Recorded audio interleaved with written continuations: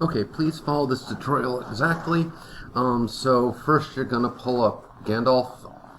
He is in assignment 092922, removing backgrounds, layers, and layer masks.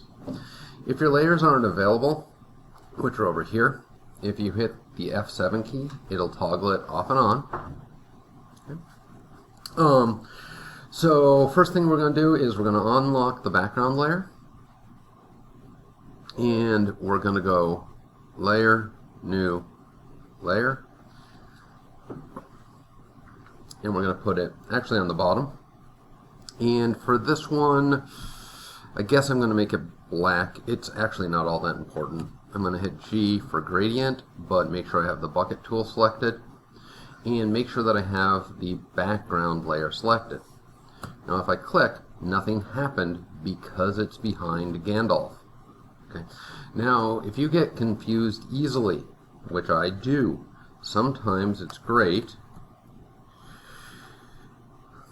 to actually label the layers.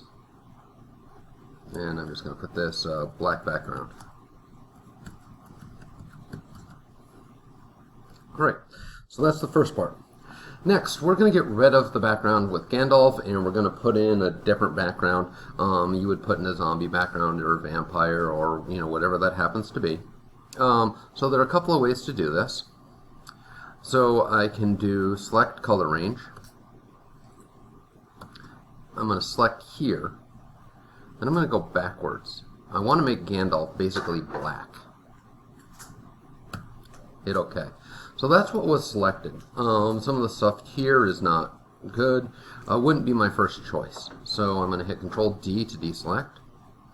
And this time I'm going to go up to W for wand, but I'm going to make sure that I have the quick selection tool selected.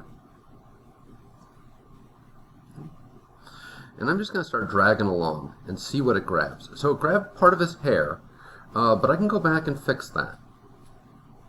Otherwise, it appears to be doing okay.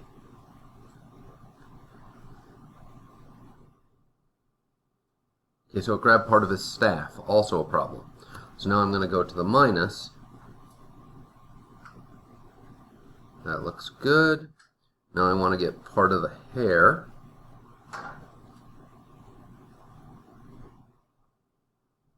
That's okay. I'm going to hit the plus. And I'm going to grab parts of this, moving in. That seems reasonably good. I'm not going to worry about these little tiny spaces right now. We'll just go with that. That'll do. Okay, so I selected it, hit backspace. All right. So, and then I'm going to hit Control D. So it looks okay. I mean, there's some problems up here. I could always go and go backwards, and go to select and mask. Wait for it. There we go. And I want to go to view. I'm going to go to overlay. Okay, so that shows what's being selected. At this point, I could honestly just mess with the buttons. Ooh, that's looking better. Not as good. I'm just trying to catch little bits of that hair. Okay. I can work my way down. I could try feathering it. It's going to give him a bit of glow if he's feathered. I might be okay with this. I can shift the edge in or out. That's looking okay. And if I move back and forth, let's just go with that. Selection went way too far in. I'm going to undo it. And for this case, I'm just going to hit backspace, get rid of it. Alright. So now I have this. Now I need to insert my background. Okay. So I am going to go layer, new, layer.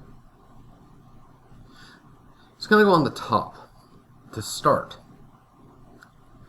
Then I'm going to pull up this kind of fairy background.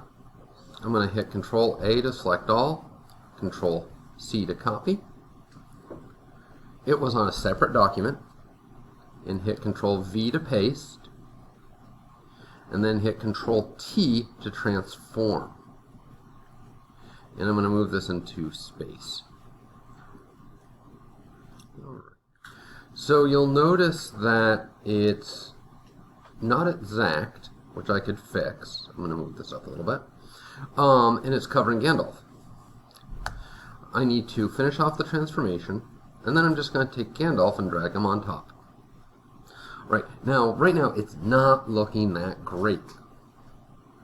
So this is where we need to use, so these are just layers. Now we need to use something called a layer mask.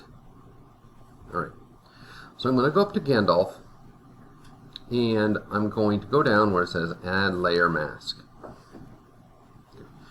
And I'm going to get this little white box. Alright, then I'm going to hit B for brush. Make sure that it's black. 60 is a little big, so I'm going to shrink it down to 40. And I want to make sure that that brush has a very low hardness, like a 0. Okay. I'm also going to take my opacity on that brush. Let's try 28. Okay. So I'm going to come along the side of his hair. And I'm just going to kind of like I'm tapping at it. Okay, what this is doing is it's removing, it's adding, well, I'm adding black, but what it's doing is it's blending. It's blending out part of Gandalf. Because this hair just looks weird. So I need to kind of make that hair sink into the background.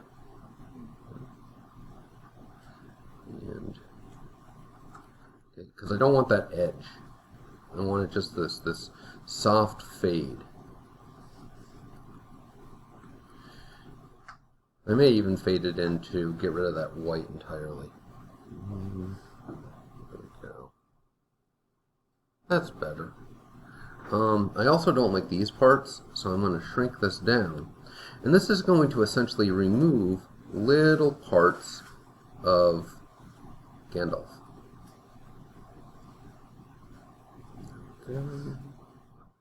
Okay, so for instance, if I took this up and I went to 100 opacity, and I made a big brush, Gandalf's completely gone.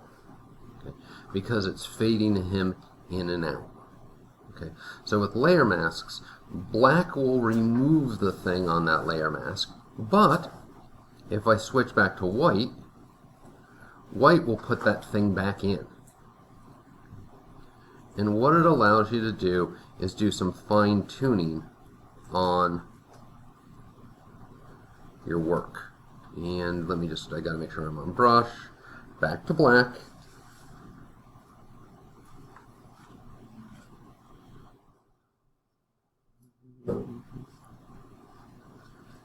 Oh, that's not terrible. I can live with that.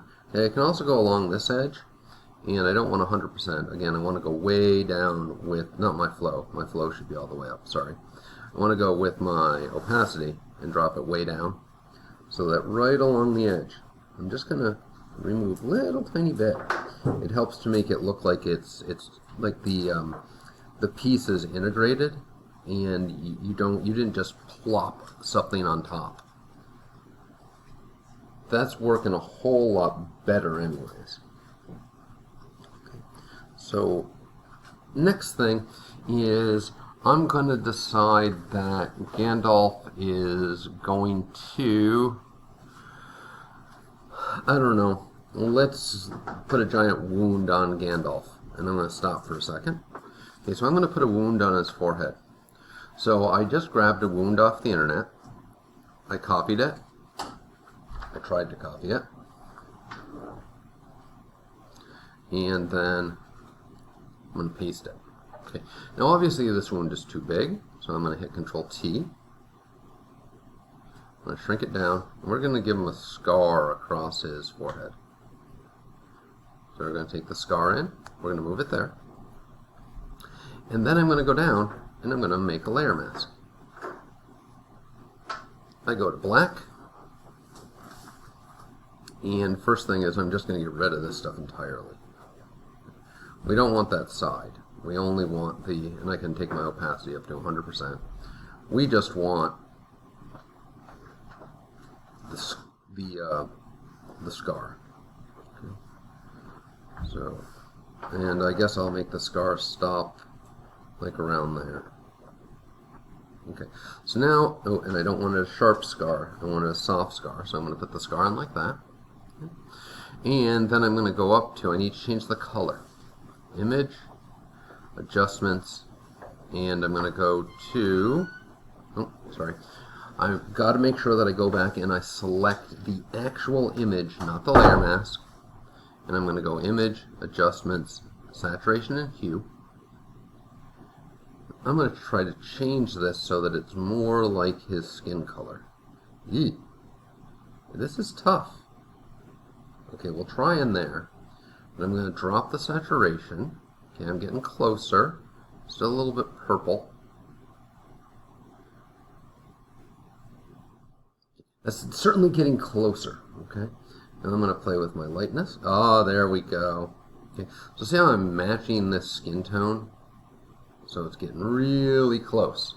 Okay. That's actually pretty darn close to believable. Now I'm going to go back to the layer mask, and there's still some weirdness going on the side. So I'm going to again drop my opacity down, and then I'm going to erase along the side a little bit more.